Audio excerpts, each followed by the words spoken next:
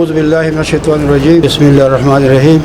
ټول نمبر کې زه د دې پروګرام مهمان خصوصي سیکرټری اطلاعات ارشد خان ته او د دې سره کنده د بریکوټ پریس کلب یا د می گورنر راغلي کملګری کملمانا او یا زموږ د جرګې کمرګری ټول ته بجما السلام علیکم.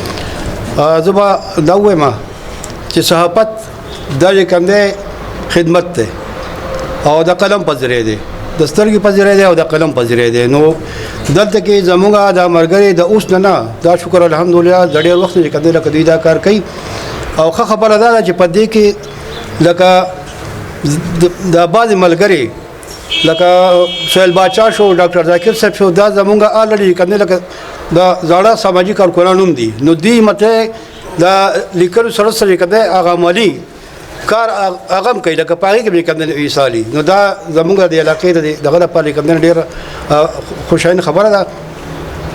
د دې نه علاوه زموږ د قومي اصلاحي تحریک زموږ چې کم کار دی نو موږ شکر دی لکه زموږ په دې کار کې ډیر وخت شو لکه وړو ورته قسم راغلی اوس په سپینګری شو خو جذبه مو اوس هم تازه شکر دی. کار دا چې دی لکه خپه ایماندار سره خپه اخلاص سره لکه خپل کار کوي.